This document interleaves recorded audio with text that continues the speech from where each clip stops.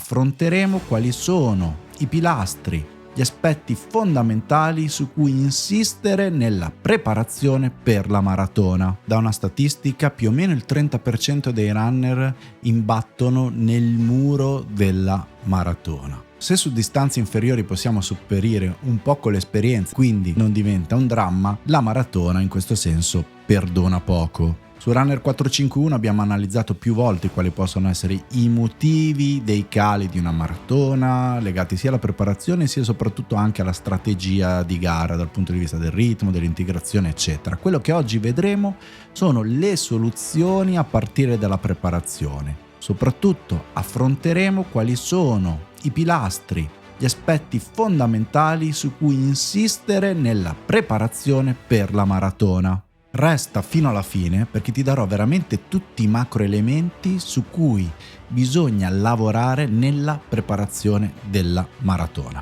Li vedremo e questo ridurrà di tanto il rischio di sbagliare e di non realizzare il tuo obiettivo. Allo stesso tempo bisogna ricordarsi alcune cose che io non posso non dirti, che troppe volte non consideriamo nell'analisi di un risultato di una prestazione, che sia una maratona o altro. Tutto quello che ti sta attorno, il tuo lavoro, quanto riposi, come mangi, se ti idrati, ma non solo mentre corri, sempre, tutti questi aspetti incidono tantissimo, incidono veramente tanto. Allora uno potrebbe dire, ma cosa mi faccio un mazzo così per una preparazione se poi faccio una vita stressante, un lavoro stressante e non riposo bene? Perché comunque prepararsi bene riduce l'impatto di questi altri aspetti. La prima domanda che ci dobbiamo fare è: ma quando inizia realmente la preparazione di una maratona? Evito il discorso filosofico con cui rispondo spesso, però, che la maratona ha iniziato a prepararsi il primo giorno che hai messo le scarpette per correre, perché tutte le distanze che ci fanno correre per più di 2 ore hanno veramente bisogno di un tempo importante di adattamento. Spesso, e qui aumenta la statistica del 30%, c'è chi ha fretta di correre subito una maratona se no non si sente un runner, cosa che assolutamente non è così. Conosco e alleno runner velocissimi che corrono la mezza sotto 1,20 ma non hanno mai fatto la maratona e non ci pensano nemmeno perché non gli diverte, quindi va benissimo così. Chiusa parentesi, c'è questa fretta di volerla fare, devo fare la maratona, magari qualcuno, qualche amico ti fa intendere che se non l'hai fatta è un problema e quindi accelerano i tempi e poi dopo gli ultimi 12, a volte anche 15, a volte anche 20 chilometri diventano un vero calvario, sempre che non si decida addirittura di ritirarsi. Per questo la prima distinzione da fare nella preparazione, rispondendo alla domanda, la vera preparazione della maratona inizia e dovrebbe iniziare 4 mesi prima e parliamo di fase specifica, quindi prima di aver fatto una costruzione dobbiamo fare una distinzione da chi ha già un'autonomia per correre almeno una mezza maratona, se non anche qualche chilometro in più. Se uno fa una mezza tirata, un lento riesce a farlo di 24-25 chilometri, a chi non l'ha mai corsa e non ha neanche mai corso questa distanza. In questo secondo caso, ripeto, il mio consiglio è: non abbiate fretta, prendetevi il tempo, fatevi una stagione, quando intendo stagione intendo una primavera o un autunno di mezze maratone per testarvi, per migliorare la velocità su quella distanza. Semmai la stagione dopo provate anche una 30, ce ne sono sempre di più, e dopo iniziate la preparazione per la maratona perché il vostro organismo sarà pronto ad accettare quei volumi. Chiaro che anche qui bisogna fare una distinzione: avete una ampia storia sportiva, fino a ieri facevate altri 1000 sport o venite dal ciclismo, allora i tempi si accorciano, ma se fino a prima eravate sedentari o degli sportivi occasionali, seguite questo consiglio. Se invece avete già questa autonomia, prendiamo gli ultimi 4 mesi prima della data. E qui un'altra attenzione che veramente a volte fa la differenza nel successo o no.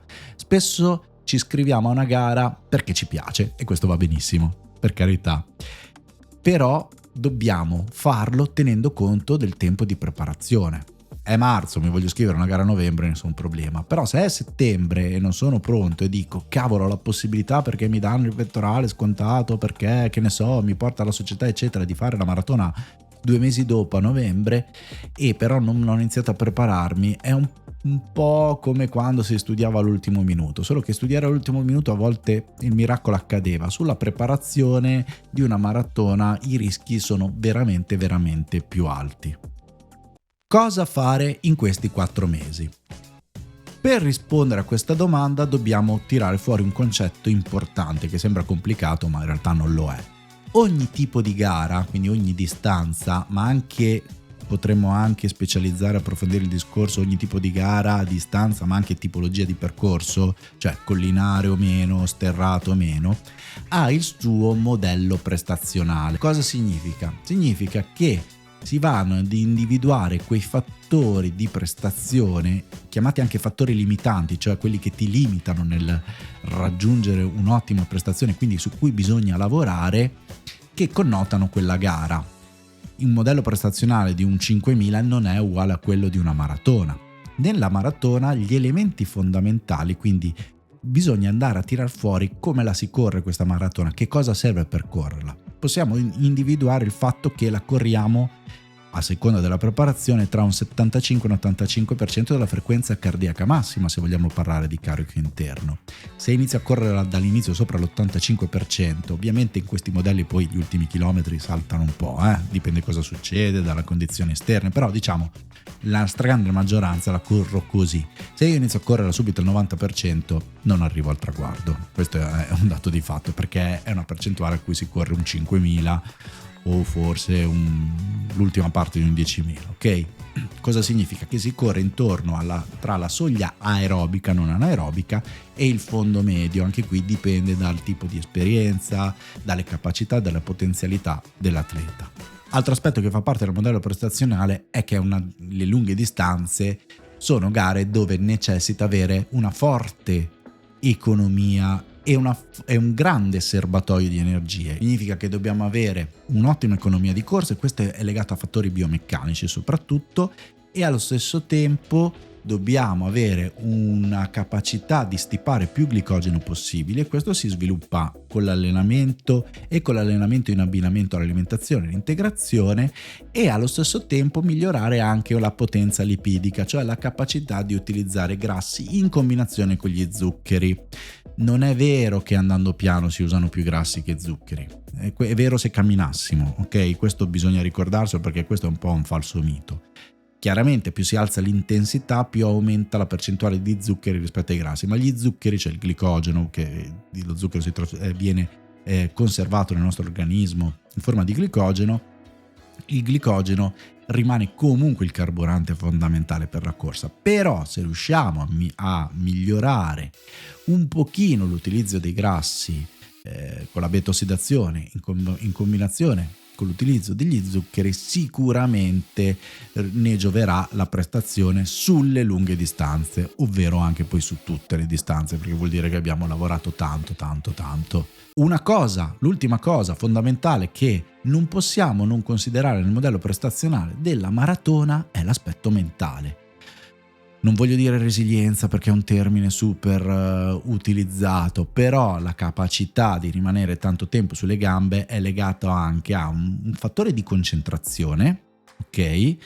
E allo stesso tempo questa concentrazione a volte è anche un po' isolarsi e non accorgersi di quello che sta succedendo, ma allo stesso tempo la capacità di gestire la sensazione di fatica. Ricordiamo che la fatica parte dal cervello, non dalle gambe, se non quando si va molto veloce, veramente troppo veloce, ma qui parliamo di velocità alla soglia anaerobica, in questo caso, che maratona non si dovrebbe veramente mai sfiorare. In quel caso lì l'accumulo di una situazione acida a livello di muscoli che riduce la capacità contrattili dei muscoli stessi, allora manda anche dei segnali di ulteriore fatica. Però la fatica, che viene da sicuramente altri segnali di utilizzo di più fibre muscolari, aumento del battito cardiaco, aumento della temperatura, disidratazione, tante altre cose, cioè è però una sensazione che noi percepiamo come sistema di difesa del nostro organismo, cioè ci manda questo segnale perché, attenzione, qui il sistema sta andando in disequilibrio. E questa cosa è una cosa che si allena tanto, quindi l'aspetto mentale, chiamiamolo così, chiamiamolo psicofisico, va assolutamente allenato ed è uno degli aspetti fondamentali del modello prestazionale della maratona. Non mi avete sentito parlare di V2 Max e soglie anaerobiche, sono comunque importanti. Nella prima fase specifica, e qui introduciamo un primo elemento, vanno allenati e vanno anche richiamati ogni tanto, però Non possiamo pensare di allenare la maratona, se la vogliamo allenare bene, come alleniamo le 10 e le mezze e ogni tanto inseriamo il lunghissimo, così abbiamo salvato capre e cavoli. Se vogliamo fare una preparazione adeguata, dobbiamo tenere conto del modello prestazionale di cui abbiamo parlato finora. Quindi anche le ripetute, ogni tanto sì, facciamo delle ripetute alla soglia, però è molto importante lavorare con ripetute che mi aiutino a migliorare il ritmo gara della maratona. Quindi un po' più veloci, ad esempio nella fase veloce del ritmo gara, e un po' più lento nella fase di recupero, quindi un recupero molto attivo, che magari le prime volte farò come fondo lento per riuscire se non sono abituato a fare un recupero attivo, che non è semplice, e allo stesso tempo dovrò stare attento nella parte veloce a non spingere troppo con il solito input ripetute, devo dare l'anima. Vedrete che l'anima la darete con questi tipi di allenamenti, ma non perché date tutto nella fase veloce, tanto poi c'è il recupero, visto che il recupero dovrà essere, come ho detto, corso attivamente. I volumi sono la cosa fondamentale, ma non solo il lunghissimo, come dicevo prima. Preparare una maratona non è come preparare un 10 e una mezza, anche se spesso indirettamente poi miglioro sulla 10 e sulla mezza, ma soprattutto perché nella stragrande maggioranza dei casi ho aumentato i volumi di lavoro e questo ha un impatto su tutto. Stavo dicendo, i volumi sono importanti, lontano dalla prestazione è importante fare molti lunghi e lunghissimi lenti, che però non devono essere abbandonati del tutto nell'ultima fase della preparazione. Diventano quasi un lavoro consolidante della resistenza di base, anche inseriti tra lunghi, che sono l'altro aspetto, più di qualità. Qui vi lascio un link che poi troverete anche alla fine del video, quindi potete guardare tutto il video, andate in fondo al video YouTube e lo trovate, su 3 lunghissimi di qualità, chiamata così, a me non piace, ma comunque 3 lunghissimi specifici, intensi, quindi i volumi sono fondamentali. Dicevo, non solo il lungo, ma anche i volumi generali di allenamento, che dovranno seguire fasi di carico e scarico. Anche quello è un errore che a volte si fa, uno carica sempre, ma allo stesso tempo dovranno, se non sono sufficienti rispetto a quello con cui vi preparate, e anche qui non c'è una risposta unica, perché per qualcuno più di 60-70 km non possono essere fatti, perché se non hai mai fatti più di 40 e 50 progressivamente può arrivare a quella distanza, ma farne 120 sarebbe assurdo. Per altri più prestazionali farne anche più di 100 a settimana, e so che diversi di voi che mi stanno ascoltando li fanno, e questo potrebbe essere un fattore rilevante per il successo nella maratona. Lavori brevi, molto veloci, possono servire, perché anche se non rispondono al modello prestazionale della maratona, trovo molto utile inserire ogni 20 giorni circa un lavoro allegro, molto breve, un interval training, ripetute sui 300, anche gli sprint brevi in salita che migliorano la forza se non siamo proprio troppo vicino alla gara, perché per richiamare, intanto in questo caso per lavorare sulla forza, ma anche per richiamare quelle fibre veloci che non intervengono poi così tanto nella maratona se non nell'ultima parte, quindi bisogna tenere un po' anche allenate loro, soprattutto se andiamo in situazioni di deficit durante la gara. Comunque dare brillantezza, far lavorare i piedi, far lavorare su angoli maggiori, quindi non rallentarci troppo per preparare la maratona, torna veramente utile. Per migliorare la parte energetica dal punto di vista del metabolismo, quindi la potenza lipidica ma anche la capacità di stipare glicogeno, i lunghi tornano sempre fondamentali, soprattutto sulla parte di gestione delle energie, ma il metabolismo lipidico potrebbe essere utile inserire dei lenti, non dei lunghissimi, so che qualcuno lo fa a digiuno. Non è l'unico modo, e poi ricordiamoci di mangiare subito. Gli stessi lunghissimi lenti possono migliorare la potenza lipidica, come, ed è fondamentale per allenare la maratona, il fondo medio, che è poi l'intensità con cui diciamo che i maratoneti più esperti corrono la gara, quindi a lavorare sul ritmo gara, ma anche chi la correrà più lentamente, inserire anche dei lunghi fino a 20 km al ritmo del fondo medio, quindi non il medio veloce, però un ritmo non proprio agevole, può essere utile, perché è vero che utilizziamo solo gli zuccheri, ma lavorare sul limite massimo del confine tra l'utilizzo solo zuccheri, diciamo così, e anche il coinvolgimento dei grassi porta il nostro corpo a cercare di economicizzare soprattutto quel tipo di allenamento lì e quindi a migliorare l'utilizzo dei grassi stessi. Quindi nel miglioramento della potenza lipidica, lenti a digiuno e questo tipo di allenamenti possono essere molto utili. Tornando sempre ai lunghi, negli ultimi 2 mesi diventano dei test. Dei test perché inizio a inserirci dei pezzi ritmo maratona e vedo come reagisco, ma dei test anche per la strategia di integrazione, per l'abbigliamento, per la scarpa. Non devo avere dubbi nell'ultima settimana su ste robe qua, devo averle provate e testate più volte e posso fare anche dei lunghi test. Qui vi riporto un altro video in cui vi propongo che è un lunghissimo test, un lavoro molto interessante che vi invito anche questo a guardare alla fine insieme ad altri video dopo che avete visto questo, che messo 6-7 settimane prima, che vi fa lavorare intorno al ritmo gara, vi darà delle indicazioni importanti. Come potrebbe darvelo fatto 2 mesi prima, vi riporto anche questo, il test di Yasso. Non sto qui a riparlarne, ma è una cosa molto simpatica, molto carina, che vi assicuro ho sempre più risposte sul fatto che alla fine i conti tornino anche con questo tipo di test. Le gare di avvicinamento.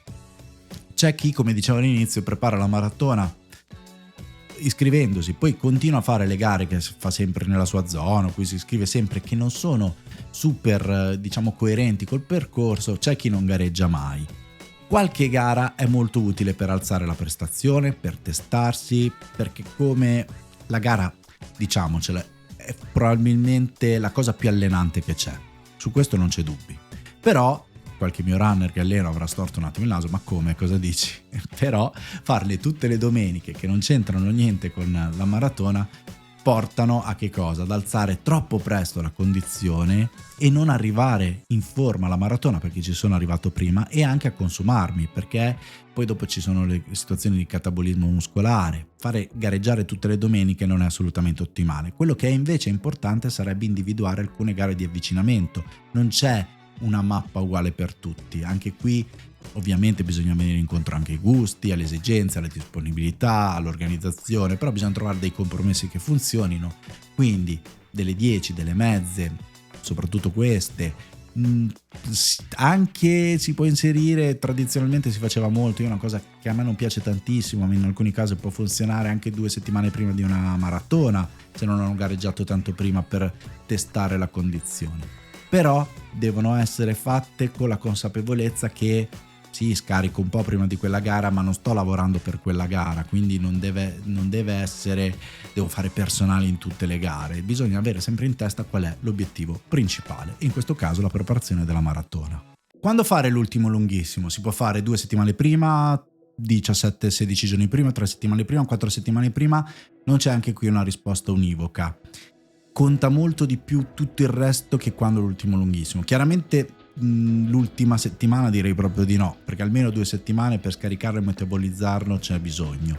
E poi se si fa 3 settimane prima, lo scarico può essere più dolce. Se si fa 2 settimane prima ci vuole uno scarico aggressivo. Funzionano tutte e 2 le modalità, anche qui dipende dall'atleta e dipende anche da tanti altri aspetti, ma molto conta l'atleta e i suoi tempi di recupero, i suoi tempi di risposta. Devo dire che con 3 settimane difficilmente si sbaglia. L'aspetto mentale si allena, ne abbiamo parlato, con i lunghi. Bisogna far fatica per riuscire a sopportare la fatica, bisogna conoscere qual è la fatica. Lunghi lenti, stare tante ore sulle gambe, ma non con troppa intensità, ma anche i lunghi specifici. E bisogna essere bravi, e se lo riuscite a fare in allenamento poi in gara funziona benissimo, quando quella fatica importante arriva non mollare perché è un allenamento, ma a meno che proprio le condizioni non scadano, iniziate a girare 2 minuti più lenti, allora sì, fermatevi, non ha più senso andare avanti, altrimenti reggere, dire, incoraggiarvi. Abbiamo parlato, vi linko qui il video sul self-talking, l'arma in più contro la fatica. Ci sono proprio dei metodi per riuscire a gestirla, a sentirne meno. E in gara la motivazione del traguardo vi aiuterà di più, ma dovete trovare la stessa motivazione anche in allenamento, sapendo che se superate quell'ostacolo lì, poi in gara andrà alla grande. Se poi invece avete dubbi su quello di cui abbiamo parlato molto, cioè il ritmo gara, vi lascio questo video qui, cliccate, ne avete un sacco da vedere. Se state preparando la maratona guardateveli tutti, ma intanto iniziate da questo qua per capire meglio come non sbagliare il ritmo gara e quindi non sbagliare la gara stessa.